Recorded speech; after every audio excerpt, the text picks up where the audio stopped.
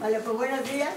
Hoy vamos a presentar aquí el Centro de Interpretación de la Minería, un vídeo que han hecho Juan Antonio, Joaquín y Eric. Y entonces espero que os guste, espero que lo pasemos bien y que disfrutemos del vídeo de nuestra sierra. Venga, muchas gracias. Muchas gracias.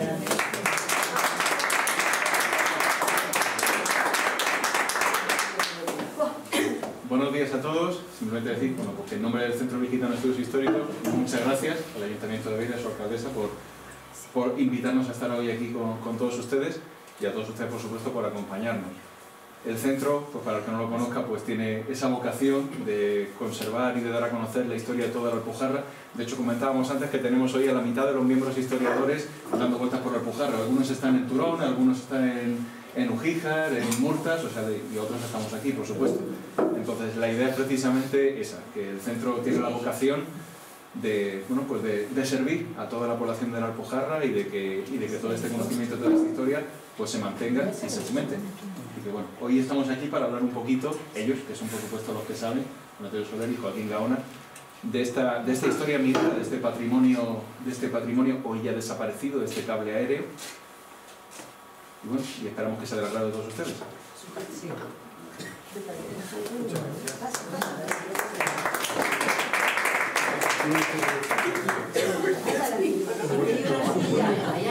A lo largo de las dos charlas que vamos a dar, pues se va a hablar mucho de la minería, del hierro, de Beire, algo que la mayoría de ustedes pues saben mucho, incluso han podido ser testigos de primera o de segunda mano, de sus padres, de sus abuelos, de que le contaban toda esta historia. Creo que fue en el año 2016 cuando ya estuvimos aquí a presentar una revista Farua que hablaba de la minería de las navas de Beire. En aquel año, en aquella ocasión, fueron Alfonso y Lorenzo los que escribieron un primer artículo sobre, en concreto, la minería de las navas, con imágenes, con fotografías, con planos, pero que en aquella época no conocían lo que hoy vamos a presentar. Con anterioridad, creo que fue en el año 2000, también se escribió un artículo, en el 2003, me dice Eric, un artículo sobre el hierro en esta zona del Valle del Andará, se llamaba las herrerías del Andará. Unas fundiciones que se empezaron a poner en Laujar, pero que después se pasaron a Bogaraya, término municipal, un enclave de aquí de Beire. Y que luego pues Bogaraya siguió existiendo, en el siglo XVIII todavía había fundiciones, luego ya se trasladaron a Oane, al Aguilón se llama, me parece, y luego ya las minas importantes de las navas pues se explotaron de una manera más sistemática a partir de los últimos años del siglo XIX y el principio del siglo XX, que coincide con la construcción de este cable que todos ustedes habrán oído hablar, que si han visitado ya este centro habrán visto algunas imágenes, pero lo que vamos a presentar son unas imágenes inéditas que no se conocían en un álbum de fotografías que se hizo cuando se estaba construyendo el cable. Y eso, según Juan Antonio, que es el especialista de esto, es único. No se conoce la construcción de otro cable aéreo también documentado, porque teníamos los planos, pero lo que no había eran imágenes. Y gracias a este álbum pues ya sabemos, y le ha resuelto muchas dudas a todos estos investigadores, de cómo se construía un cable. Va a tener dos partes las intervenciones. Primero va a hablar Juan Antonio, que es la parte más técnica, más dura, y luego a mí me tocará, afortunadamente, la más llevadera, la más visual, que es poner las fotografías para que las puedan ver y las podamos comentar. Pues entonces empieza Juan Antonio. Bueno, yo soy Juan Antonio Soler, muchas gracias por venir, soy médico y trabajo y ha venido bien. Y trabajo en Francia, pero yo soy de Beira. Y allí, pues bueno, yo empecé a estudiar los cables aéreos allí porque allí tenemos uno también bastante largo. Y bueno, pues estuve estudiándolo y siempre, aunque hay fotografías, los cables aéreos, lo habréis escuchado muchas veces, pero hay poca gente que sepa cómo funciona este ingenio. Entonces, pues yo voy a explicar un poquito, muy resumido, porque esto es muy complejo, en qué consiste un cable aéreo y cuál es el interés que tiene el cable de Beire concretamente en la historia de estos cables aéreos. Estamos hablando de finales del siglo XIX, los cables aéreos estaban todavía en desarrollo, había todavía, digamos, unas pugnas, unas evoluciones tecnológicas, era una época incluso que había competencia en diferentes empresas, porque aquí en Almería había unos yacimientos de hierro, pero no podían construir ferrocarriles tradicionales, porque sierra, pues construir ferrocarriles es muy caro. Entonces la solución fue los cables aéreos, que son más fáciles de instalar y aunque son de menos capacidad, pero era una solución aceptable, de tal manera que en la provincia de Almería pues, tenemos contabilizados más de 30 cables, de los cuales un puñado, vamos a decirlo así, son de larga distancia, de más de 10 kilómetros, entre ellos el de Beides. Pero nos encontramos en un tiempo en lo que había diferentes empresas, especialmente alemanas e inglesas, que estaban intentando, digamos, monopolizar no monopolizar, sino inventar el sistema perfecto, que estaba todavía en desarrollo. Entonces, lo que es un cable aéreo, así, esto funciona. Debe. ¿Para señalar o para pasar? Señalar. Señalar aquí el botón de la pantalla roja. Y pasar Entonces, aquí tenemos lo que es un esquema de un cable aéreo. Este se llama un bicable, había diferentes tipos, pero lo que aquí instalaron era lo que llaman el sistema alemán. Es decir, unas vagonetas que transportan el mineral, soportadas, es decir, por unas columnas, unas torres. Entonces está aquí lo que sería la estación de carga y la estación de descarga, la estación destino que aquí estaba en Doña María para el ferrocarril que iba a Almería. Entonces aquí había las vagonetas que son, hay que imaginarse como una vagoneta puestas al revés, que iban rodando sobre un cable que estaba fijo y para que se pudiera mover tenía un cable que daba vueltas, que iba tirando, que era el cable tractor, ¿vale?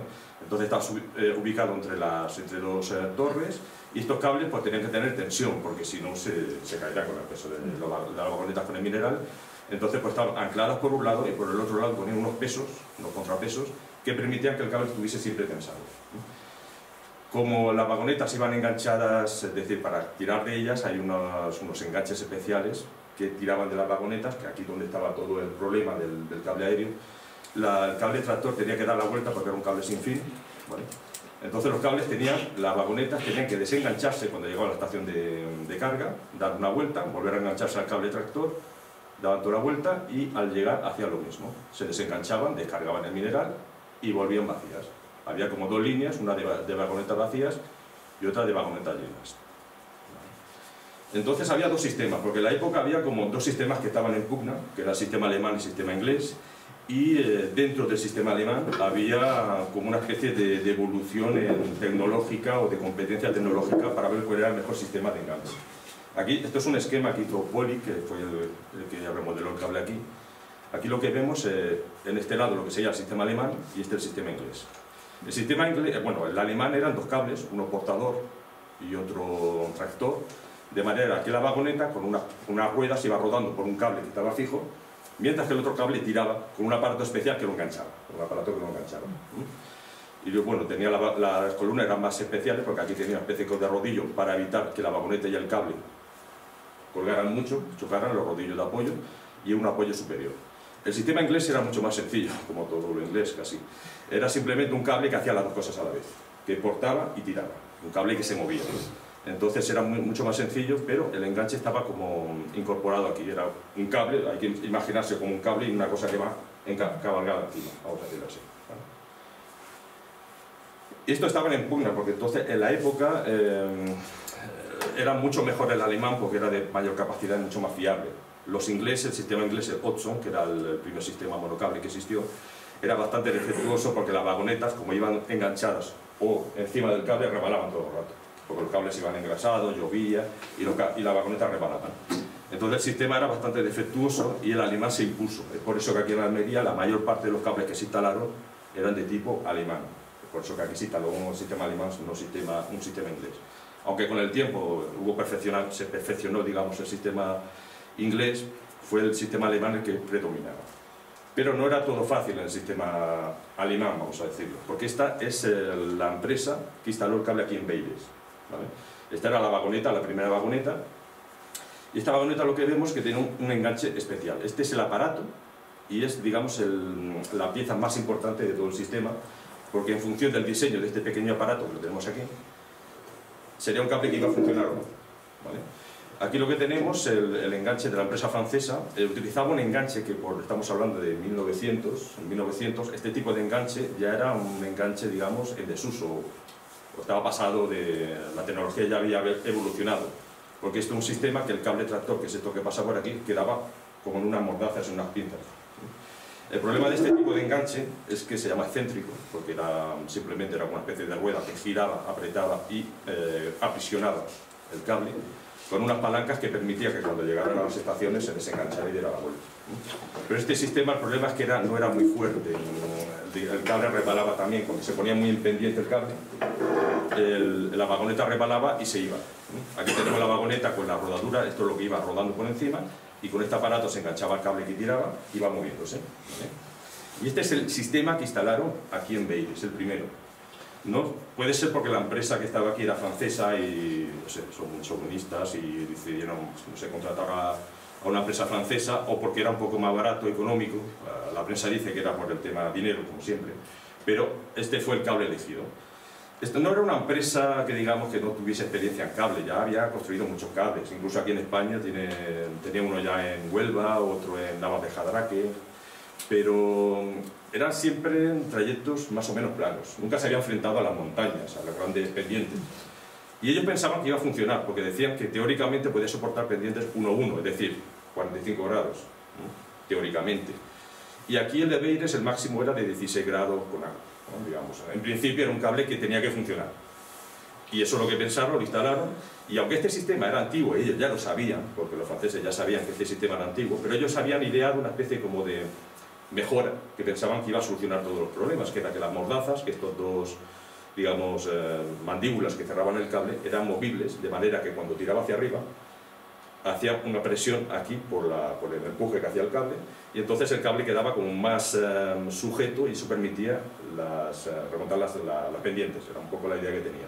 Por eso se atrevían a decir que era 1-1, que era un 45% lo que podía subir. El que hizo la memoria del cable no era tan optimista, pues un 30%, bueno, sería un poco menos optimista, pero 30% está bastante bien. Lo que pasa es que cuando lo instalaron, y ahí viene el interés de la fotografía, porque vemos cómo está el primer cable, no la remodelación posterior, vieron que este sistema no funcionaba. No se sabe cómo, es decir, la prensa no dice cuál era el fallo, pero el fallo estuvo casi seguro en este tipo de enganche, que rebalaba, porque estos cables, hay que pensar que con la lluvia, la humedad, tenían que estar siempre engrasados, cuando había una cierta pendiente estos cables rebalaban y no eran eficaces, sobre todo con la vagoneta cargada.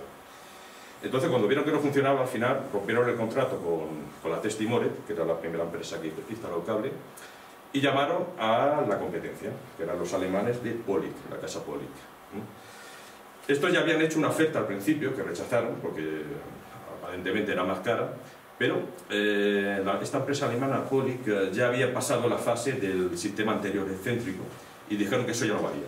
Por ejemplo, yo cuando estudié el cable aéreo de Beda, los alemanes, a partir de 1877, se dieron cuenta que estos sistemas de apriete céntrico no funcionaban bien, idearon un sistema de enclavamiento, que es el que pusieron en Beda, que funcionaba bien, pero rompía mucho el cable.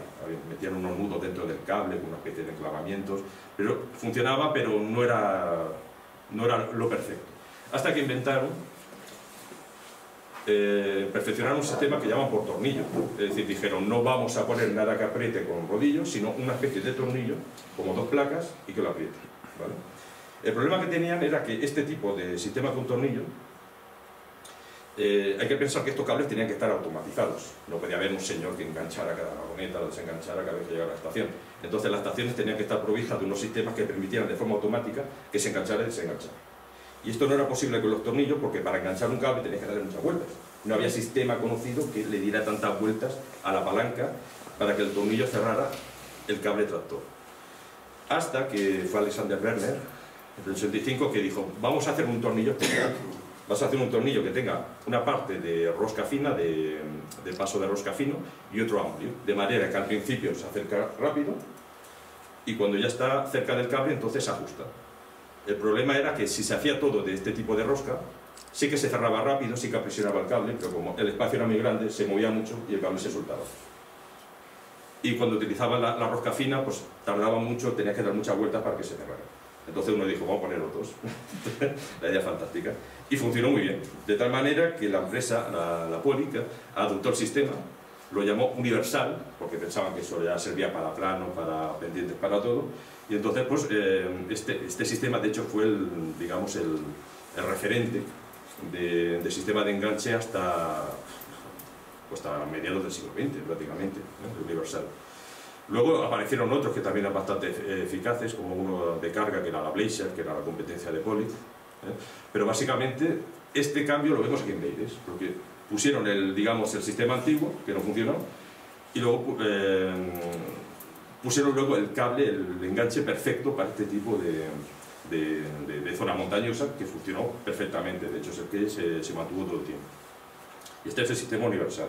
Entonces, cuando vemos las fotografías, estas de Doña María, aquí, si os fijáis, es una pequeña vagoneta que está colgada. Fijaos que tiene el punto con la palanca y el contrapeso, que es el sistema que vemos aquí. Por eso sabemos que Polik, en ese caso que tenía diferentes tipos de enganche, utilizó ya el universal en la remodelación aquí en Beides. Y esta es la fotografía que lo demuestra, porque no es fácil de ver en las fotografías históricas. Vemos esto, vemos las columnas, sabemos que es un sistema alemán porque tiene dos cables, tractor y portador, y luego tiene soporte para los cables tractores, ¿vale? Si fuera inglés no tendría la parte de abajo, sería simplemente un cable. Aquí vemos que es alemán y vemos que el sistema es de tipo universal. O sea, Polik ya instaló aquí el enganche, digamos, perfecto para este tipo de terrenos. Y aquí vemos, esto es una fotografía del álbum original de la instalación de Testimoret, y este ya es una columna modificada por Polik. Aquí lo que vemos es, porque decían que el cable de los franceses no funcionó, que ni siquiera empezó a funcionar. Falso, porque en la fotografía vemos que las columnas ya están bien montadas y la vagoneta está en posición. O sea, esto empieza a moverse. El problema que hubo es en los bandos, es decir, en las caídas, en las catenarias que hacían los cables. Cuando estaban muy húmedos o los cables que estaban engrasados, lo que hacía es que se deslizaran, entonces no funcionaba el cable eficaz. Entonces, cuando lo remodeló Polik, tuvo que cambiar todas las vagonetas y las columnas las tuvo que modificar cambiando los soportes de los cables, los soportes de los tractores, para que se adaptara al nuevo sistema universal, lo mismo que las estaciones, tuvieron que modificarlo todo. Y eso lo vimos aquí en Beides. Es un ejemplo para nosotros, tener información o fotografías del cable remodelado y el primero original, es una información muy valiosa para este tipo de la evaluación de lo que es la evolución tecnológica de los cables aéreos de transporte minero. Esto no sé si funciona. Y esto también es interesante porque esto en cuanto a evolución, pero ¿a dónde iba todo el hierro que sacaron aquí de Beides? Es curioso porque todas las empresas que han sacado hierro de aquí tenían destino naval para astilleros. Y el primero fue, la primera empresa que trabajó aquí fue Mines de Beides, de Forges de Trignac. Los altos hornos estaban al lado de Saint-Nazaire, que era el astillero más importante naval, militar, también civil, pero militar también, de barcos franceses. Entonces, uno del periodo en el que estuvo exportando ese hierro y de los barcos que sabemos que construyeron estaba el Liberté, que es este de aquí. Se me ha ido el Liberté. Enchúfalo al ordenador. Ah, vale, sí. Tiene pila. Ahí. ¿Lo quitéis? Este es el Liberté, que este lo construyeron, sería 1900, no me acuerdo exactamente, pero fue a principios de siglo. Lo que sí que sabemos es que este acorazado tuvo muy mala suerte porque estalló, hubo un problema en Santa Bárbara, creo, estalló cuando estaba haciendo unas maniobras, unos desfiles delante del presidente de la República. Fue algo muy espectacular, matando a 200 marineros y gente que estaba por ahí a la puerta. Y todo esto, que era parte de hierro, sería de aquí de Beides, quedó hecho un amasijo en Toulon, en el puerto de Toulon. Los franceses no tuvieron suerte ni en la construcción ni con el hierro que se llevaron. Ni en el uso. Mejor que no hubiesen venido. ¿Y el cable, al ser aéreo, dónde tenía el origen para cargar las vagonetas? ¿Cómo lo elevaban? ¿O en la boca de la mina era? ¿Cómo es? Aquí, cuando vemos esta fotografía, bueno, si consigo llegar. Ahí, la primera foto. La carga, normalmente aprovechamos las pendientes. Aquí hay que imaginarse por la pendiente de la montaña, ¿vale? La tolva que aquí construyeron unas tolvas de mampostería impresionantes. Entonces, cuando la vagoneta que iba por aquí corriendo se soltaba del tractor, que tenía que dar toda la vuelta para volver, aprovechaban cuando pasaba por aquí para cargar. Aquí está representado en esta tolva pequeñita, y aquí una vagoneta que se está cargando. Entonces se cargaba. Normalmente esto era automático el desenganche, pero había siempre alguien que empujaba la vagoneta porque con la inercia se movía un poco, pero alguien tenía que acompañarla. No era muy pesado, pero bueno, cuando hacía calor, empujar la vagoneta todo el rato, porque tenía una cadencia bastante rápida, pasaba por cada varios minutos pasaba una vagoneta. Entonces aquí lo cargaban Entonces el operario lo empujaba, se enganchaba automáticamente al cable tractor, daba la vuelta, aquí se desenganchaba de nuevo, había otro que lo empujaba, daba la vuelta, y aquí era la inversa. Sí, la descarga sí, pero la carga es lo que... La carga era cuando se desenganchaba, lo pasaban por debajo de la torba, y con las compuertas, la abrían, se cargaba, y luego lo volvían a enganchar al cable tractor. Era un sistema casi automático, solo hacía falta unos operarios, en cada uno 2 o 3, era suficiente, no hacía falta mucho. Luego había unas estaciones intermedias, porque el cable, cuando tenía que hacer una curva, por ejemplo, los cables tienen que estar tensos, tú no puedes dar una curva así como así, con un cable que está tenso. Tenía que hacer estaciones de ángulo, para que diera la vuelta, que se desenganchaban, se volvían a enganchar. Y en cada estación ponía también estaciones intermedias, porque estamos hablando de casi 16 kilómetros que tenía el cable de Beire. Entonces esto no podían hacerlo de un tirón, los cables tenían una limitación, tenían que conectarlos. Era muy complejo a título técnico. También tenían problemas con las columnas, porque los cables que estaban sujetos en las columnas se rompían, flotaban, se rompían, tenían que estar engrasándolos, tenía que ir un señor en una vagoneta pues engrasando el cable. El portante no se movía, el portante era fijo, alguien tenía que pasar toda la línea pintando con grasa, el que se movía así, porque podía poner la máquina de engrasado en la misma estación, y como iba pasando el cable, pues iba engrasando. Tenía muchas dificultades técnicas, no era tan sencillo como colgar una vagoneta y ya era un poquito más complejo. Pero el punto clave era los enganches, porque si la vagoneta se te quedaba colgando un pando ahí y no se movía, ya lo había fastidiado. Por eso toda la instalación de los franceses se fue todo al garete, perdieron, pues al final llegaron a un acuerdo, dice que hubo juicio, pero no hubo juicio. La empresa dijo, mira, yo pago lo que os queda, me devolvéis lo que tal, quedamos de acuerdo y seguimos trabajando, si no nunca empezaremos a trabajar. Por eso se retrasó, de hecho, la explotación de las minas aquí, porque el cable no funcionó hasta 1904 y fue la versión alemana. La francesa nunca llegó a transportar mineros de forma efectiva. ¿Sí? ¿Crees? Es que no sabía del origen, digo, pues ahí aparece cargar la sí, se carga carga de la mina cargada. iban a las torbas. Ya, ahora ya sí. Y de las torbas a las vagonetas. Y ahora sí. La torba dice que le llaman. Sí. Como lo veo que no Las torbas, tenía... Hay 2 torbas grandes, la de Tice y la otra que está cerca donde nace el agua potable. La palmera, ¿cómo se llama? La palmera primera o el botizo. El borbotón, sí. Ahí está hasta donde estaba la rueda esa que se dibuja ahí. En la nava hay otra, Sí. también muy grande. Sí. Luego se verán las fotografías del álbum, que son impresionantes. Luego la segunda empresa que estuvo, que es la de la Soria Mining, esta también, curiosamente, era para unos astilleros que estaban en Newcastle. Y también barquitos de guerra, entre otros. Estos tuvieron más suerte, este del Hércules, me parece, que este estuvo en la batalla de Jutlandia, creo. Pero bueno, esto no lo hundieron, esto lo desguazaron tuvieron más suerte, vamos a decirlo así. Y la última empresa, que esto es lo más curioso, a mí me llamó mucho más la atención, porque la última empresa que cogió las minas fue la comunidad de bienes de Echevarrieta y Campbell. Y, oh sorpresa, también tenía astilleros en Cádiz. Sí, fue en Cádiz, en 1917, justo cuando estaba fabricando esto, que esto no es un barco ya, esto es un submarino. Y esto es muy curioso porque este es el Echevarrieta 1, el primer submarino moderno fabricado por Echevarrieta con los planes de los alemanes Kinderland, de los nazis, vamos a decirlo así. Y fue el primer submarino moderno tipo U-Boat que se fabricó, fue en España, en Cádiz, y fue este. Al fin y al cabo se lo acabaron vendiendo a los turcos, creo, o algo así. Aquí nunca sabemos aprovechar lo que tenemos, siempre. Y bueno, y esto no lo podemos asegurar porque la documentación no nos permite asegurarlo, pero a lo mejor había algo de hierro de Beires aquí también. Y bueno, pues esta fue la última empresa, la ya desmantelaron en 1935, ya separaron las minas y empezó a desmantelarse el cable y que se acabó de desmantelar después de la guerra civil, y parece que acabó en Trilla, se escuchó. Y ya está, eso es lo que yo tenía que explicar, no sé si tenéis preguntas. ¿Y luego dónde se llevaron el cable?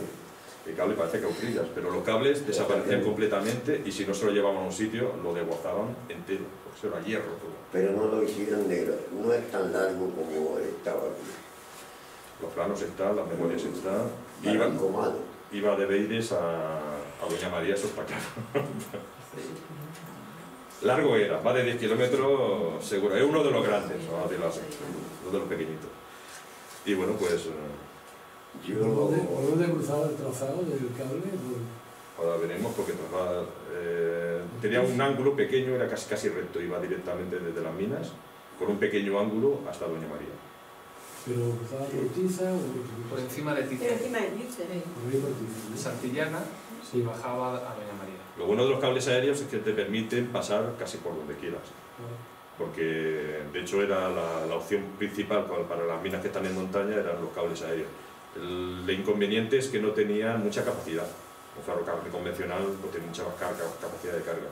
Y el de Beire, no, habían diseñado mal las tolvas de descarga en Doña María y no pasaba de 100.000 toneladas al año que podía transportar, que era muy poquito para una empresa minera importante. Luego ya con la evolución ya pusieron vagonetas con 4 soportes, ya era mucho más... Pero en la época estos cables era bastante limitado para la producción que se esperaba aquí.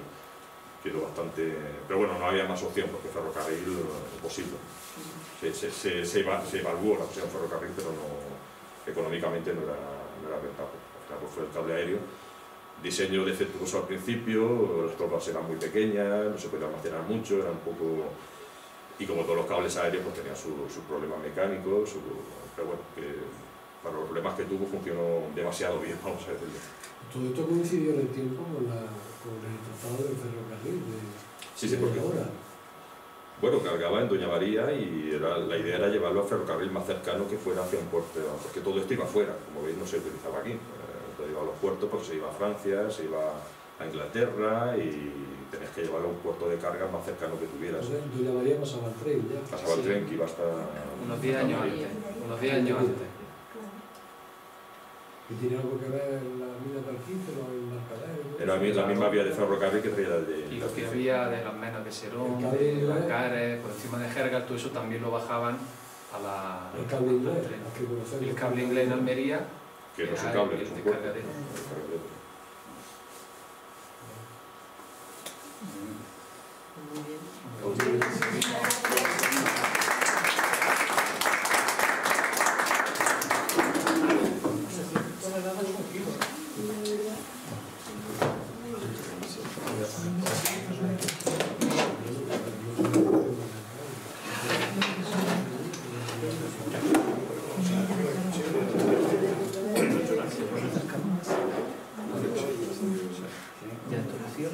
Sí,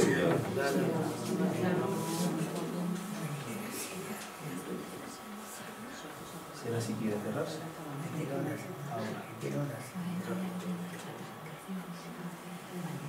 Aquí.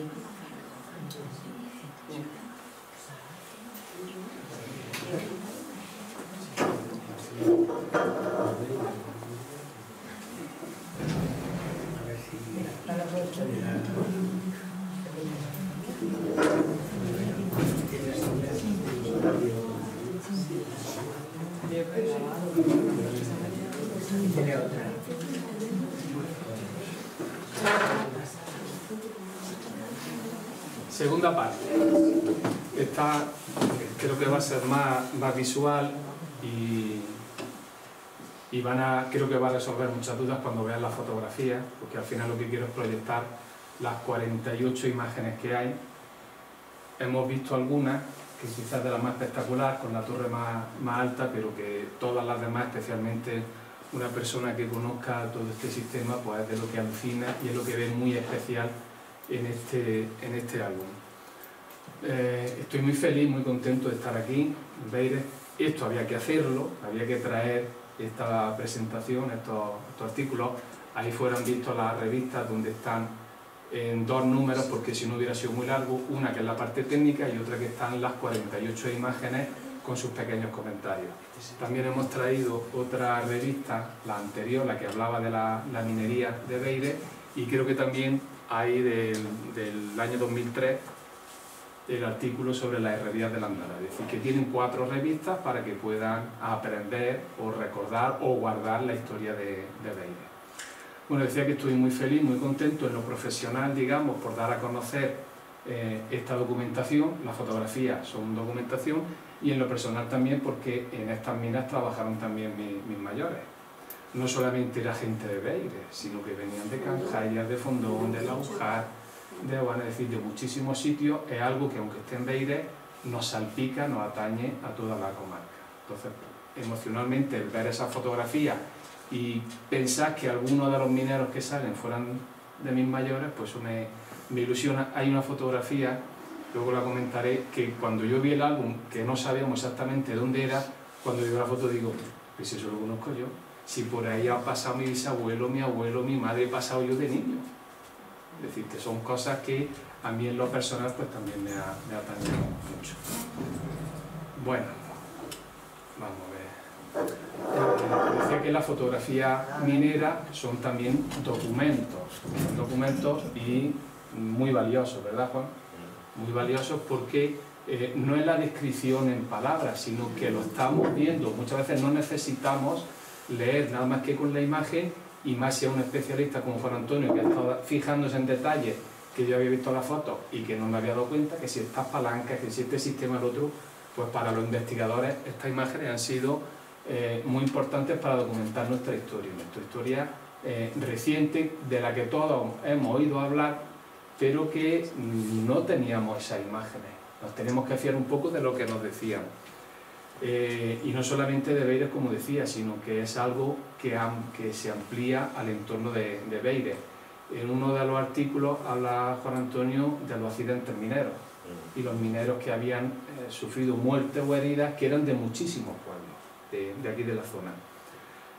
Fotografías como esta en la Alpujarra hay muy poquitas. Yo siempre veía con cierta envidia, y lo digo siempre, en otras comarcas, la cantidad de fotografía minera que tienen en Serón, en Bacares, en Beda, en Vera, en Cuevas, pero de la Alpujarra, de la Sierra de Gádor o esta parte de Sierra Nevada, no había imágenes, no había apenas nada. Entonces, cuando yo empecé a formar parte del Centro Virgitano, uno de mis empeños era buscar esas fotografías, porque tenía que haber.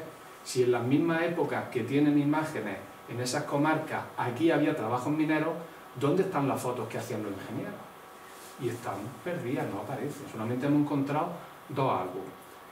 Lo que llamamos Colección Avellán, que es sobre la Solana, la tenemos aquí al lado también, y este que apareció hace un par de años, sobre en concreto una explotación de hierro en Sierra Nevada, y poco más hay, poco más, ¿verdad? No hay fotografía. ¿Dónde está la minería de la Sierra de Gádor? Sus imágenes. Es que ni hablando con los ingenieros de Adaro de los años 40, 50 y 60 conservan nada. ¿Dónde está el archivo fotográfico de Adaro? Ni idea. Tiene que estar en algún cajón, por algún lado estará, pero de momento no ha aparecido. Entonces contamos con estos dos álbumes, la colección Avellán y el álbum Teste y Moret. Este es el protagonista, el coto minero de Beire. Esto creo que lo conocerán, lo habrán visto ya alguna vez. Aquí está la palmera, y luego Virgen de Tices, que es de donde arrancaba el cable. Antes había unas vías para llevar de las distintas minas, San Esteban, La Palmera, Bovedilla, pero que se llama aquí, o Dorada. Es decir, llevaban por raíles o en bestias hasta las torbas. Ahí las cargaban en el cable y luego por aquí empezaban a bajar hasta la Virgen de Tices. Aquí es donde está la tolva. Uy, que no le he dado yo esto. Ahí es donde está la tolva y ahí es donde arrancaba el cable que cruzaba el río Chico de Banes, subía por encima de Tices, Santillana, hasta el descenso de la cara norte de Sierra Nevada para llegar a la estación de Doña María. Pero de aquí todos estos movimientos de tierra de donde se sacaba el hierro, que luego se transportaba para llegar al final a los astilleros militares en su mayoría de Francia, de Inglaterra, incluso en Cádiz. En la Nava de Beire era sobre todo minería de hierro, que aunque hay explotaciones anteriores, empiezan de una manera sistemática en el siglo XIX y que va a terminar en los años 60 con Adaro, pero que ya no era explotación en sí, que era más bien experimentar, buscar otros minerales asociados al hierro, y que tuvo una gran era de influencia, como decía antes, que traía a trabajadores de ambas vertientes de la sierra, no solamente del Valle del Andará, sino que también del Nacimiento venía gente aquí a trabajar, además de todos los oficiales, de todos los ingenieros que desde lejos, desde Madrid, desde el norte, pues venían aquí a trabajar también. Y que es muy fácil de rastrear en la prensa. Dan muchas noticias: ha llegado procedente de Beire el ingeniero fulanico de tal, o viene desde Madrid donde está resolviendo asuntos el ingeniero tal y sale hacia Beire. decir, es muy fácil rastrear todas las noticias, incluso de la construcción del cable. Hay una noticia de marzo de 1901 que dice que las obras del cable avanzan a buen ritmo. Marzo de 1901, es decir, que empezaron unos meses antes. 1900 o muy principio de 1901.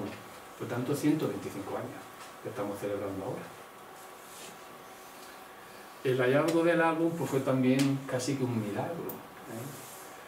Resulta que en una casa en ruinas que estaban tirando, pues veo un grabado, una pintura coloreada, iluminada que se llama, y bueno, me llamaba mucho la atención. Ya habíamos hecho alguna exposición con el centro de grabado de imágenes antiguas, lo veo enmarcado, pero lleno de launa, muy mal, digo, oye, esto, y me lo dieron.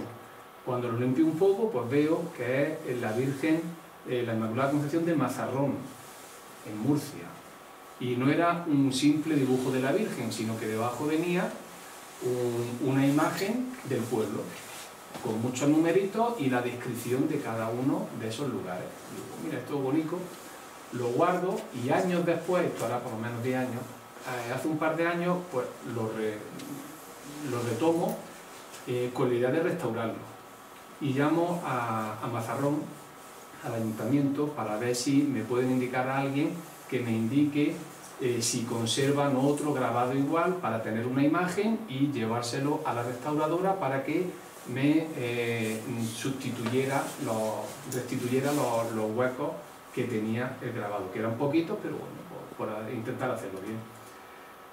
Y me dicen que no conocen ese grabado, un grabado de 1763, y que además es la imagen más antigua que tienen del pueblo. Mazarrón ahora tiene cerca de 100.000 habitantes, es una población grande. Entonces para ellos fue también un hallazgo. Le digo que si quieren venir a verlo, vienen a Fondón, viene el teniente de alcalde, que hoy es el alcalde, viene la bibliotecaria, viene el técnico de cultura y viene el cronista oficial de allí de Mazarrón. Es decir, viene una expedición, pues, lo más grande que podían prácticamente. Y claro, dicen que yo le ofrezco que poder exponerlo allí, poder llevarlo, pero ellos querían algo más. Ellos lo que querían era hacerse con el grabado. Mira, yo el grabado tengo mucho cariño, y es verdad. Y bueno, que no quería perder la propiedad. Yo se lo llevo cada vez que lo necesiten, que quieran, pero luego que vuelva a mi casa. Y a las 3 o 4 semanas, Mariano Guillén, que tú también lo conoces, pues me llama y dice, mira, tengo aquí un álbum que lo mismo te interesa, un álbum de fotografía, creo que es de aquella zona y podemos hacer un cambio. Y yo, pues bueno, vamos a verlo. Quedamos a mitad camino en Turre, en la casa de Juan Grima, y bueno, pues allí me enseña el álbum y efectivamente. Yo cuando lo abro y veo una de las fotografías digo, pues si esto lo conozco yo, esto es Fondón. Había 3 imágenes que estaban localizadas. Una de Oanes, que la vais a ver ahora, y 2 de Almería. Eso sí sabíamos dónde era.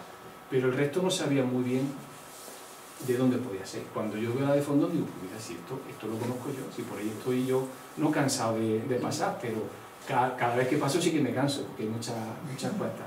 Lo conozco, digo, pues mira, esto sí me interesa. Entonces ya sí me pareció un buen cambio, porque la Virgen de Mazarrón, donde estaba mejor, es Mazarrón, y este álbum, donde estaba mejor, es aquí en Almería. Entonces llegamos a ese acuerdo y lo cambiamos. Vino a por el grabado, yo fui a por el álbum, y al pasar 2 o 3 meses, pues recibo una llamada de Juan Antonio. Había hablado con Mariano, que estaba muy interesado en publicar el álbum, y digo, bueno, que yo también quería participar, el Centro Virgitano y yo de alguna manera queríamos estar presentes en la publicación. Eso fue hace un par de años menos, sí. Y desde entonces pues ya han salido 2 artículos con esto y espero que salga mucho más, porque ya una vez que se difunden estas imágenes, me imagino que van a ser muy utilizadas por especialistas de todo esto.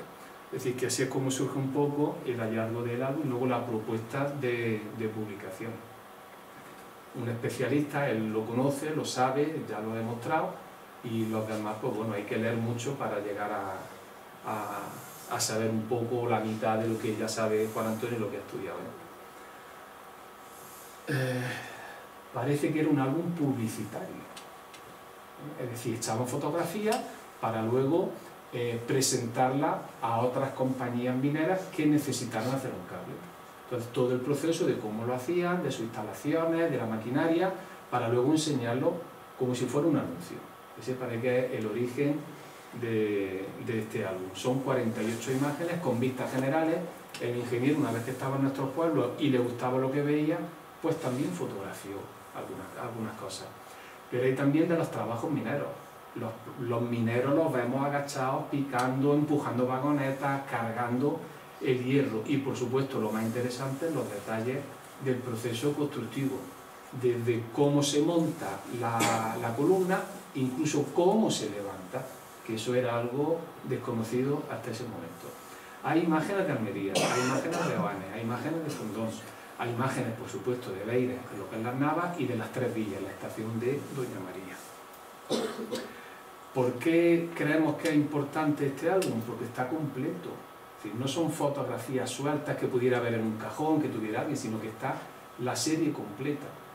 Está muy detallado. La maquinaria, las columnas, cómo se levantan, las vagonetas. Es muy antiguo, tiene 125 años y es un cable importante, único en nuestra zona. Se muestra todo el proceso de la construcción del cable, incluso la mampostería, la obra. En la estación de Doña María se ve cómo está a medio hacer, cómo se estaba haciendo. Por supuesto, es de gran interés para los investigadores del tema y también para nuestra comarca y nuestra historia. Y es verdad que ya por el año 1500 y pico, en el tiempo de los Reyes Católicos, yo me suena a mí que he oído que incluso lo he estudiado, no sé, que hubo una superproducción de hierro en las minas de Beira para hacer el intercambio en los viajes que hacía Colón para llevar a intercambiar esto, o de eso. Quizás sea exagerado, pero que se trabajaba el hierro, sí, y desde la antigüedad. El plomo y el hierro, hay explotaciones mineras. Pero nombrando antiguas. las minas de Beira en ese tiempo, yo me parece que tengo alguna noción de... Yo lo que he leído y oído es que había fundiciones en Andarás, que sería la zona de Laujar, Fondón, Fuente Victoria, y en Bocaray, aquí abajo. Y luego también lo hubo en Oanes. Probablemente el mineral lo traían de arriba de la sierra. Que sí, que es posible. Que participara, que de aquí se sacara hierro para llevarse a América y todo eso, ya muchas veces son exageraciones. Moviéndose por la sierra hay muchos sitios que te metes, donde hay barrancos, aquí hay todo eso, y se ven escorias de hierro, de la edad de hierro. O sea que, y hay, por ejemplo, Portero, que es uno de los pastores que ha estado desde Zagar, se cría en la cima, dando manas de cabra y todo eso, que se me ha enseñado a mí varios sitios en los valles que hay construcciones de la edad de hierro. Que dice, eso ya nadie sabe que está ahí, y moviendo los zarzaras, las matas y tal, dice, ahí había unas casas.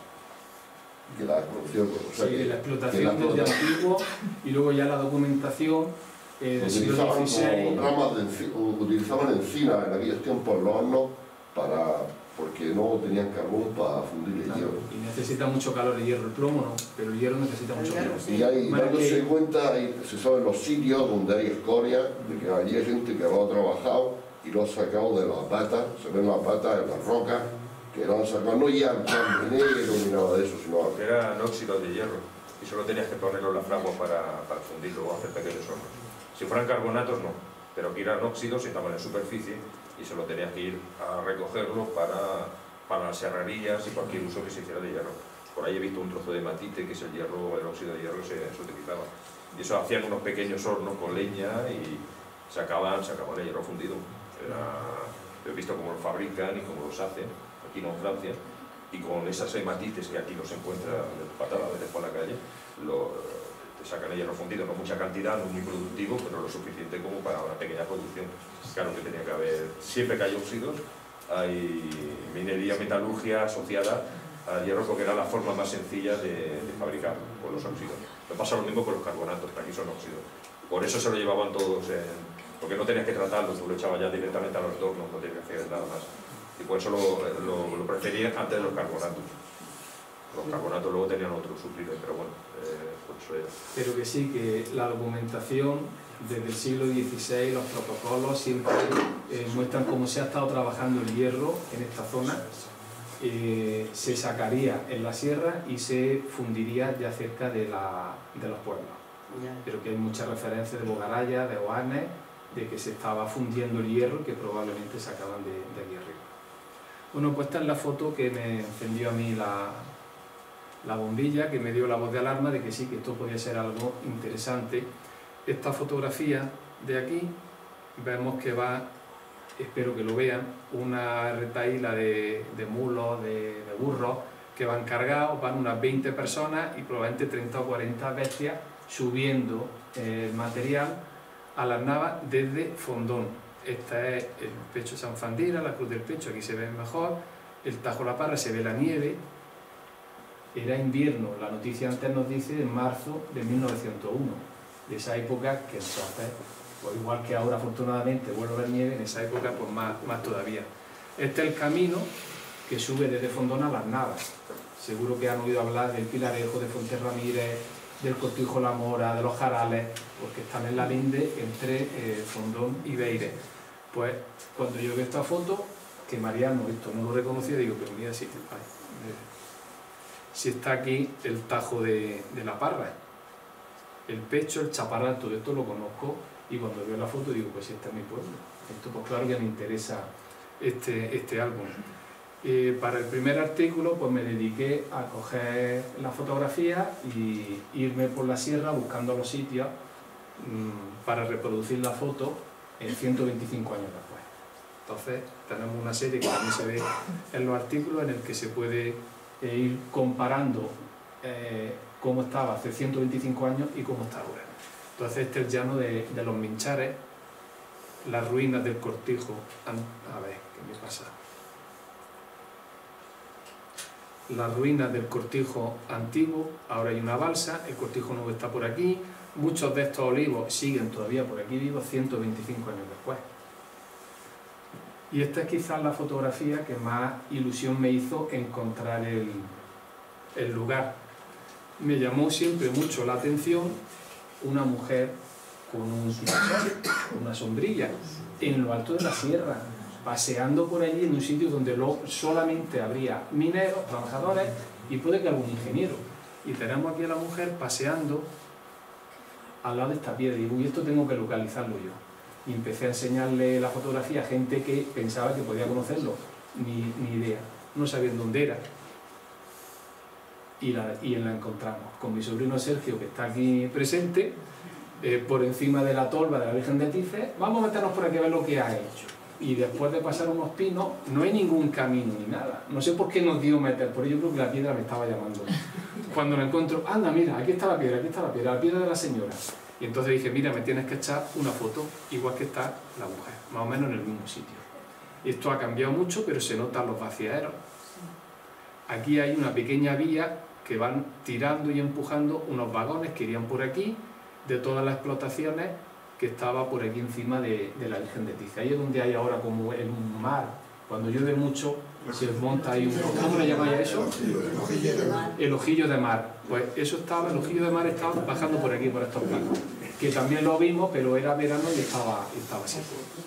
Hay una fotografía en uno de los artículos que se ve el ojillo de mar que parece un océano, más que un ojillo, parece un océano. Bueno, pues esta foto me hizo mucha ilusión encontrar este sitio.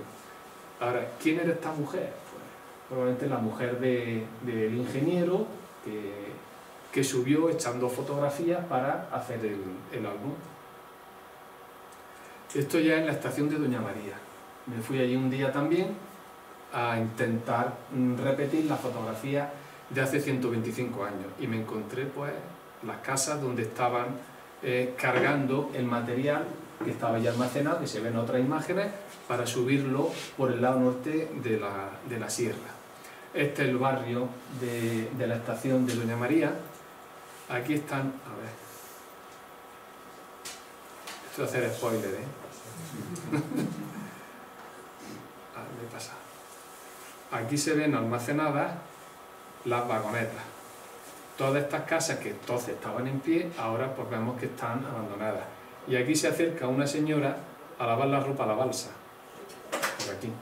Esto, luego en las fotografías podemos verla más amplia, se ve con más detalle. Y la sierra pues nevada, lo que confirma que en marzo de 1901 avanzaban a buen ritmo la obra del cable de Beires. Siempre le llaman el cable de Beires, no de Doña María o no de Sierra Nevada, sino el cable de Beires.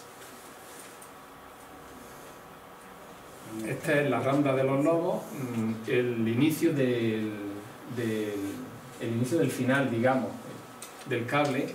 Esta vista está sacada desde la estación de Doña María y se puede ver cómo están montando las columnas y otras que ya están montadas.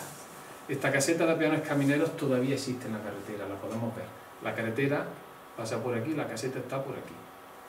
Ahora hay un barrio, hay más árboles, más pinos, pero entonces estaba todo más despejado. Y estas columnas podemos seguir más o menos el trayecto, el trazado, porque están los planos, pero ya no queda nada. Me acerqué a ver si encontraba por lo menos la cimentación, pero no pude encontrar nada, porque todo esto lo han seguido labrando y todo eso lo han desmontado. Pero que las paratas pues las podemos ver, las podemos seguir, y desde un punto de vista técnico pues vemos cómo estaban montando las columnas. Este es el interior de la estación de la Virgen de Tice. Se llama estación al inicio o al final del itinerario del cable. Esta es la foto del interior y si os dais cuenta aquí hay un arco, que es este de aquí, y una ventana, que es esta. Y esta es la tolva, la gran tolva que hay aquí.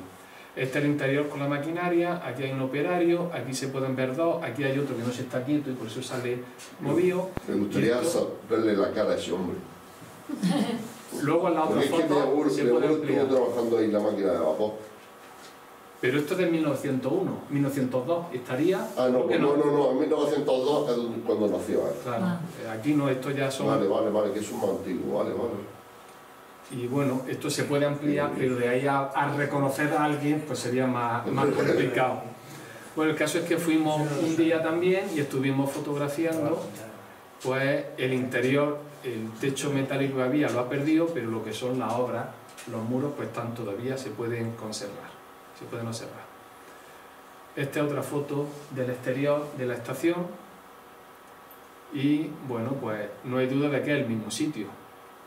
Esta piedra seguro que los vecinos de Beires le llaman de alguna manera, es una cosa muy significativa, parece como una torre. Hicieron un camino, una pista por aquí que ha destruido lo que serían estos cortijillos. Y de esto pues puede que queden los muros igual que queda esto de aquí. Y aquí el inicio de los tensores se llama esto, ¿no? Los tensores, la estructura bueno, son columnas de apoyo de salida de la estación. Si tú tienes o quieres comentar algo, no sé, mejor, así se enriquece. Esta es otra vista desde el lado contrario y aquí vemos la tolva que era más pequeña que la que vemos ahora. La tolva se amplió, aquí se ve algo más pequeña. Y el edificio de la estación, la maquinaria, y por aquí venían unos pequeños raíles a descargar en la tolva el hierro. Así se cargaba el cable, con las tolvas y las vagonetas cuando pasaban por ahí. Aquí se cargaban las vagonetas y aquí empezaba el proceso del cable. El vuelo empezaba en esta zona. Vistas de Almería. Aquí hemos jugado un poco con las nuevas tecnologías, con la inteligencia artificial, y lo que le hemos hecho, lo que le hemos pedido a la inteligencia artificial es que nos coloree la imagen, la fotografía, para verla como la pudo ver el ingeniero que hizo las fotos. Aquí vemos pues el Cerro San Cristóbal, la ermita del Corazón de Jesús, la Alcazaba, las torres de la iglesia de San Pedro, este edificio que en los bajos está el Quinto Toro, que todavía existe este edificio, y el patio de la Diputación, cuando era un jardín que se ve aquí, la Araucaria. Esto es la Diputación de Almería y la calle que es el mercado no se ve porque lo tapa esto. Y esto parece que es la iglesia de Santiago, la torre, el que podemos reconocer. Bueno, vemos la ropa tendida, los colchones estos típicos que había con franjas rojas y blancas. ¿Eso que está hecho desde Obispo Verá por ahí? Esto creo que está hecho de la esquina de Navarro Rodrigo con Obispo Verá. ¿Quién vivía ahí, en esta casa? Walter McLennan, hijo predilecto de Beire, y que, como él era el subdirector de la explotación de las Navas, probablemente trajo al ingeniero que iba a hacer todo el reportaje y desde la azotea del terrado de su casa pues hicieron fotografías. Entonces esto está en la esquina de Navarro Rodrigo con Obispo Olvera, que es donde vivía Walter McLennan y su mujer Genoveva Godoy, que era de Fondón. Porque esta foto se la he enseñado a una nieta y me dijo, sí, eso tiene que ser de la casa de mis abuelos que vivieron allí por esos años, recién casados. Otra imagen hacia el sur, donde podemos ver, por aquí iría el paseo, la torre de Menjamor, el Chorro, lo que era sevillana, el puerto todavía sin terminar de hacer, el dique de Levante, y bueno, esta araucaria todavía existe. Esta araucaria todavía existe porque este edificio, estas casas que hay aquí, debajo hay un bar, restaurante en Almería muy famoso, y fui a verlo y me fijé que la araucaria todavía existe. Está ahí todavía en un patio interior. Esto desde un punto de vista del urbanismo de la ciudad y de la arquitectura, pues muestra las subidas que había, que son escaleras de caracol con una cúpula en lo alto. Pues un punto de vista para los historiadores del arte de esa época en la ciudad de Almería, pues también es muy interesante. Oanes, con la ayuda de la inteligencia artificial, pues, y tiene algún fallo, porque si os dais cuenta aquí, la sierra la ha quitado. Ahí tenía que verse más montaña, más sierra, ¿y qué es lo que ha hecho? Pues ha puesto ahí una montaña y ha puesto cielo y ya está. Pero eso hay que pedírselo, oye, que lo que hay al fondo no es el cielo, que sigue siendo sierra, y te lo arregla. Pero lo que me interesa es el urbanismo, las casas, cómo apenas hay casas blanqueadas. Tanto que se habla de los pueblos blancos, no, la cal en el exterior es algo que llega después de guerra. De antes se blanqueaba mucho, todos los años, el interior y los cercos de las puertas de las ventanas. Pero el exterior apenas se blanqueaba. Y aquí vemos esta imagen, hay otra foto muy conocida de Mojácar que también se ve así como sucio, y no, es que el color tierra porque no se blanqueaba. Hasta los años 40 y 50 no se empieza a blanquear. Este sería el camino de Canjaya, este el que iba hacia Tífer y por lo tanto a Doña María, y por aquí pues que iría hacia las Navas de Beires. Los caminos, la iglesia, las casas. Estuve buscando a ver si se veía la casa de la Torrecilla, pero creo que lo tapa la iglesia. Una casa muy famosa que hay en Oanes, que hasta los años 70 tuvo la torre, pero que ya la perdió. Esta es la fotografía que he comentado antes de los minchares, subiendo materiales.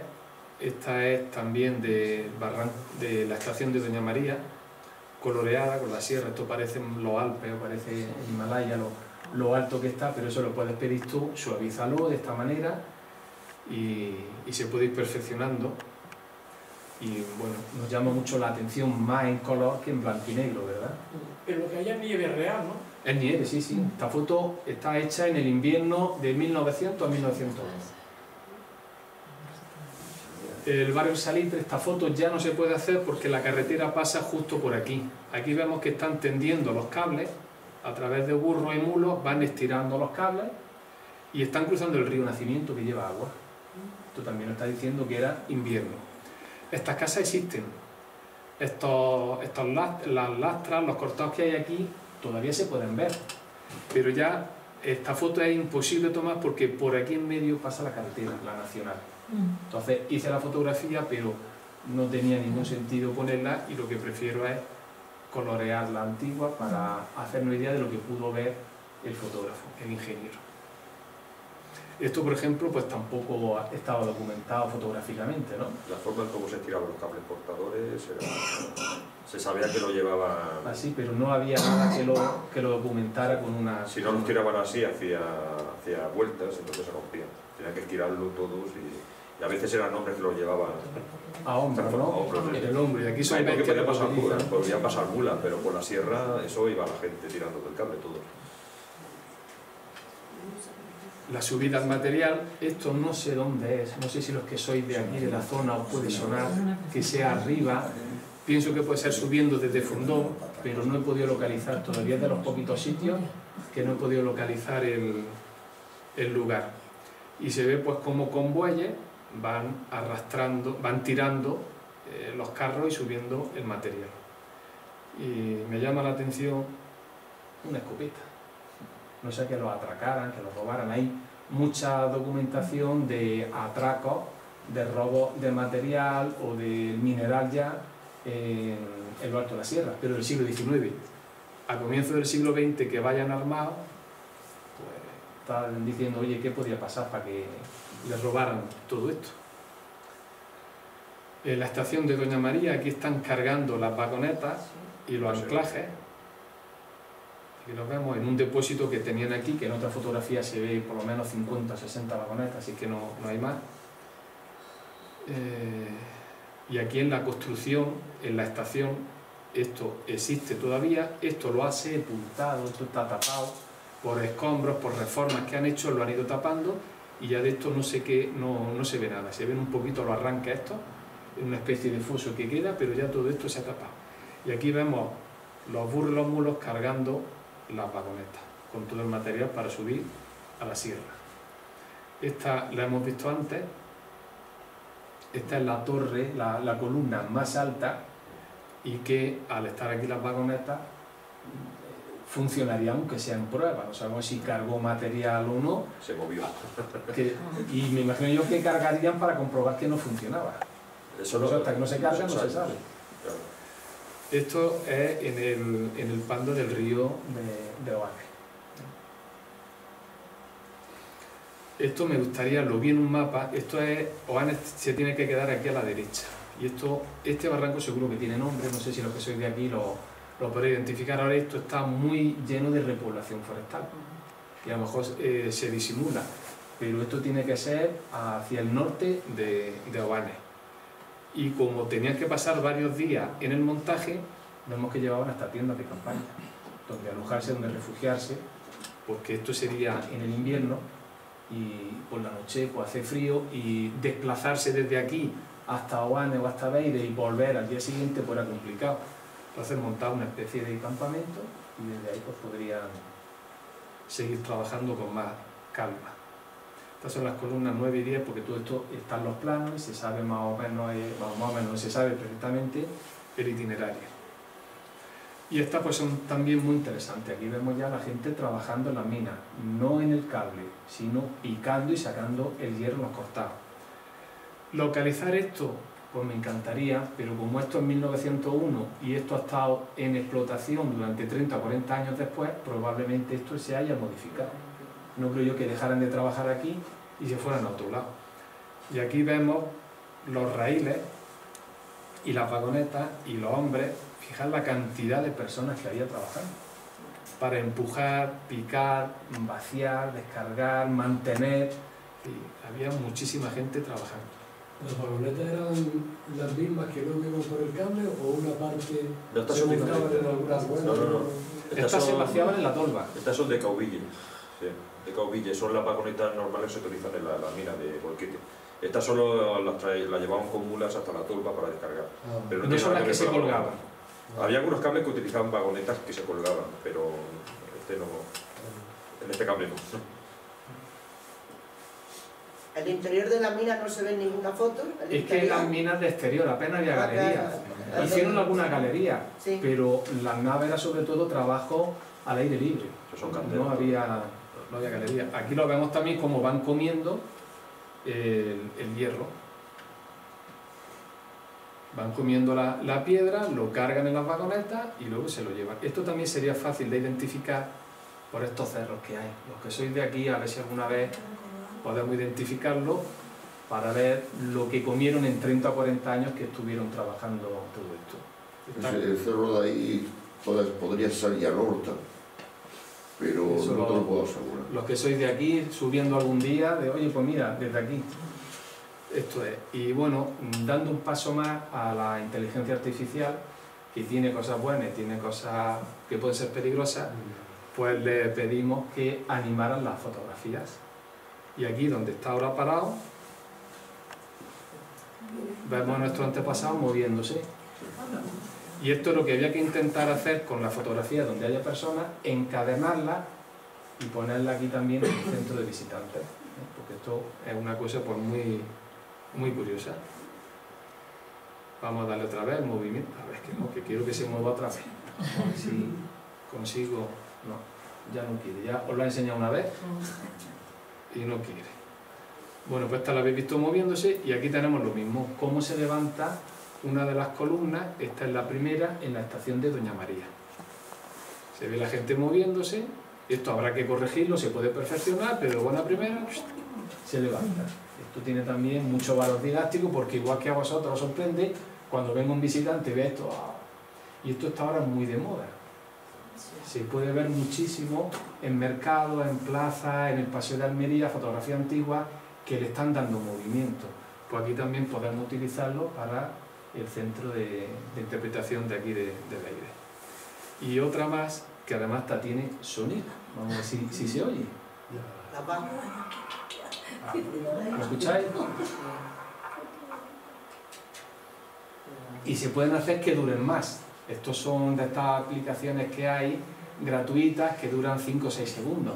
Pero hay aplicaciones más buenas, ya más profesionales, que puede durar más tiempo, pueden aparecer otras personas, es decir, tú le pides y la aplicación te lo da. ¿Y encima del carro que llevan paja o pasto para las vacas será? Porque, no, esto es algún tipo de material para el cambio. Eso es inteligencia artificial que ha puesto paja, pero ahí llevaba... El color que le ha dado es ese, amarillo, pero lo puedes decir, oye, que esto no era amarillo, que era otra cosa. Vale. Lo mismo eran alambres. Seguramente cuerdas para levantar. O cuerdas, sogas. Entonces sí se puede reconstruir toda la historia, ¿no? Con la memoria artificial, buscando... Por eso decía que cuidado, que tiene sus cosas buenas pero tiene sus cosas malas, porque podemos inventar cosas. No, pero... Que llegue Cristóbal Colón a América y estuviera allí uno de Beire dándole la bienvenida. Uno con tu cara, por ejemplo, se puede poner. Es decir, cuidado con la inteligencia artificial, porque tiene cosas buenas, pero... Yo espero que pronto prohíban exhibir imágenes de estas si antes no se especifica exactamente que es inteligencia artificial. Claro. Porque si no, nos la van a cobrar dentro de 40 o 50 años. A nuestros descendientes se la van a cobrar, pero bueno. Claro. No, pero me refiero para buscar toda la historia, por ejemplo, ingenieros que hayan trabajado aquí, que tengan fotos, que las cuelguen en internet. Decir, oye, ¿quién trabajó a mejor que ahora estén por otro sitio? Sí. Si una cosa bonita. Que puedan aportar, por supuesto. Sería un momento que no sería fiable nada de lo que viera, porque entonces... Podrían ser bobinas de cuerda que le aparezcan moviéndose. Pues esto podemos alargarlo, podemos decir que dure 20 segundos, que se mueva más la gente y el resultado pues es muy agradable. Y aquí está la siguiente, que es la de la torre que se levanta. Para arriba. Entonces, en la foto que hemos visto anterior con la columna y las vagonetas, que llegan a la base de arriba de la columna y dan la vuelta por la foto que hemos visto anterior. No, eso es un soporte y el cable está sujeto en esa columna y los cables se van moviendo. Hay uno rígido y otro que se mueve. El rígido es para soportar el peso y la que se mueve es la que tira de la vagoneta para ir desde la Virgen de Tices, aquí en Las Navas, hasta Doña María, al otro lado de la sierra. Son 15-16 kilómetros. Entonces es una obra importante lo que tuvimos aquí en Beire. Técnicamente compleja. Por eso hay tanta estación. Por el desnivel y todo eso. Bueno, y ahora vamos a ver si podemos ver la...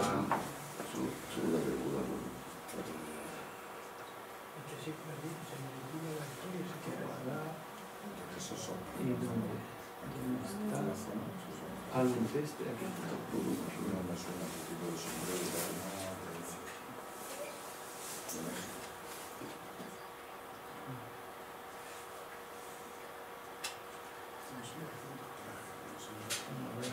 Para que se vea como presentación. Vamos a ver, aquí tenía que abrirse como presentación, pero no sale porque esto no es. Compartir.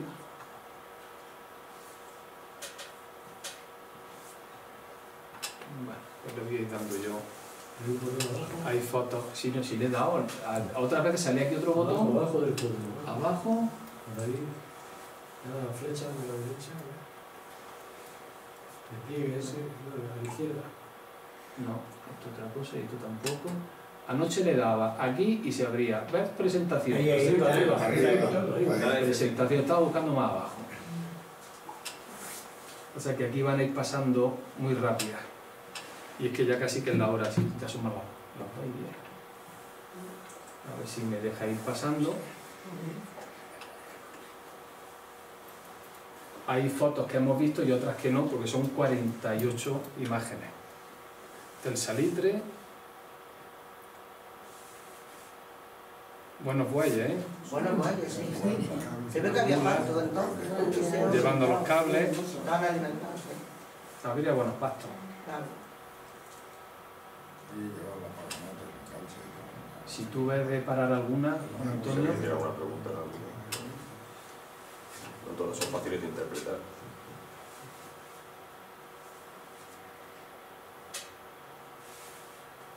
Está medio montado. Y esto haciendo todavía la mampostería. Todavía no está. Esa es una de las tolvas de descarga del ferrocarril. De ahí cargaban los.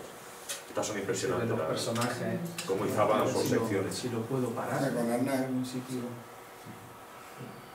Relación de regalo, sí. Ahí se ve la tienda de campaña. La tienda de campaña también. Y cómo las elevaban, algunas las montaban en el suelo, las izaban y otras las montaban por secciones y iban levantando. Aquí la izan. Sin arneses, sin nada, subiéndose por las columnas, una cosa.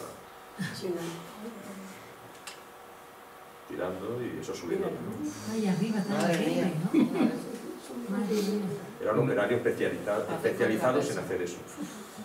Esta es una tensora. Había 4 o 5 en todo el camino, ¿no? Esto es una estación de anclaje. Este es el puente para que no cayera el mineral de la vagoneta sobre el camino. Esta es una estación de ángulo. Aquí giraba el cable.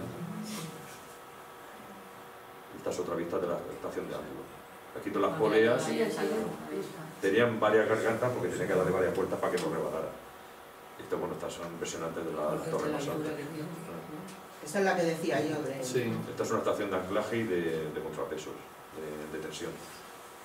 Esta es el anclaje solo. Estos son los pandos más grandes que tenía el cable. Y más trabajos mineros. Llevaban los raíles hasta el Tajo. Subiendo eso no sé si es el condensador o la caldera, pero lo están bajando a la estación.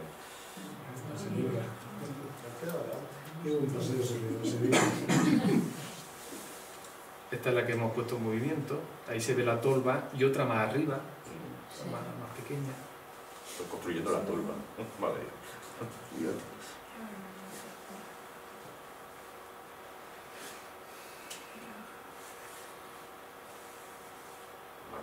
Ahí está tu abuelo, tu bisabuelo. No, que fue, ¿no? Esto no está haciendo anclaje. Y esta es impresionante. Esto es publicitar. Esto lo quería para publicidad. Los anuncios que tenían. Está el catálogo donde ponían estas fotos normalmente, para eso lo hacían. Y este es el otro, está la poli. Los que vinieron a arreglarla. Sí. Pues ya está, colorín colorado. Y si les gusta, pues...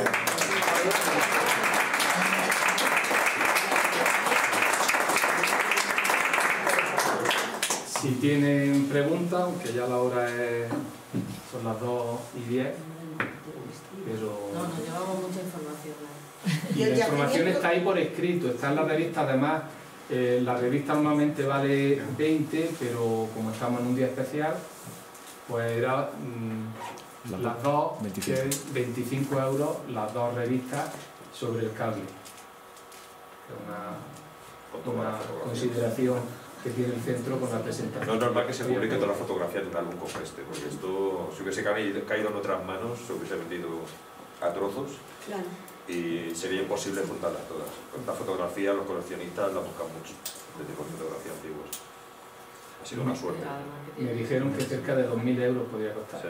Este costó, porque yo sé lo que costó, 1.000 euros creo que, seguro un mínimo 1.000. 1.000 euros a Mariano. Y apareció en París, en una feria de fotografía antigua de París. cómo ha llegado hasta aquí, esto es casi un milagro, y la generosidad de publicar todas las fotos de cuando podía haber hecho negocio con esto es para... De lo que se trata es de que esto llegue a la gente y llega más a través de una revista y presentaciones y cosas así, que no el libro más científico, más académico, universitario, que hubiera sido pues más difícil de que llegara aquí a Beires. Además, como esto se ha grabado, para quien no pueda estar, saludamos al que se lo ha perdido. Después se va a colgar también en las redes sociales, ya mandaré el enlace al Ayuntamiento de Beires pues, para que esto siga difundiéndose y conozcamos nuestra historia. El yacimiento está totalmente agotado de hierro. Si alguien le diera ahora por vivir de las minas... Hierro hay, yo creo que hierro hay, igual que hay plomo. Pero sale más barato traerlo de otros sitios. Pero no es rentable, porque ahora aquí los sueldos, las condiciones de seguridad, todo lo que tendría que invertirse es muchísimo dinero. Y traerlo de otros sitios es más barato. Lo mismo que el plomo, sigue habiendo plomo, pero ya no tiene tanto uso el plomo. ¿Usted vino también a lo de Almócita, a lo de plomo, a dar las charlas? En Almócita, no. Ahí, no sé si fue Agustín, el que estuvo, Agustín Sancheita, en Almócita. Porque la solana, ¿que era? ¿De plomo? La solana era de plomo. Que vinieron y explicaron y todo, porque eran muy importantes también. Sí, sí, claro. Bueno. Todo lo que genere riqueza. Bueno, el cable, la tracción, los motores, lo que hubiera, ¿era solo en los extremos o había estaciones intermedias? Había estaciones intermedias, porque hay que pensar que 16 kilómetros o 10 kilómetros o menos era imposible de una sola tirada. Tenían que ir tensando trozos de cable, conectándolos. Luego una vez los subían a las torres, había gente que subía arriba, los izaban los cables, entonces normalmente con un trinquete pues los tensaban, los conectaban a los contrapesos, los tiraban, entonces se quedaban tensos, entonces ya ponían las vagonetas. Y eso, luego el motor que lo movía, si descendía, no hacía falta ni siquiera el motor, porque ya la carga, los vagones cargados de mineral ya empujaban el cable. Pero a veces no era suficiente porque había que hacer subidas, en cable Beires pasaba eso, entonces había un motor de 150 caballos de vapor que le metía fuerza al cable de tractor para estos, digamos, subidas. Pero a veces los cables no necesitaban ni siquiera ni motor, solo un freno para que no se embararan, básicamente. Si es costa abajo, si tú cargas mineral, tú bajas en las vagonetas cargadas, que ya la fuerza, como es un cable sin fin que va dando vueltas, te sube las vagonetas vacías. Pero a veces no era suficiente, había que poner estaciones motrices. Y estaban diferentes con esa máquina tan bonita que yo no he visto otra fotografía de máquina de vapor de cable. Un hecho anecdótico. Mi madre, que es esta mujer que está aquí delante, me contó hace tiempo que el novio de su abuela murió en un accidente en la estación de... los cables, pues se soltó. Lo mismo a uno de los que vienen registrados ahí en una... Hemos encontrado unos cuantos, lo que pasa es que era muy peligroso, había que subir a las torres, había que engrasar los cables, había que... Imaginaos que estos cables cuando se deshilachaban, alguien tenía que ir allí y cortar los cables para que siguieran pasando las vagonetas, si no descarrilaban. Es complicado.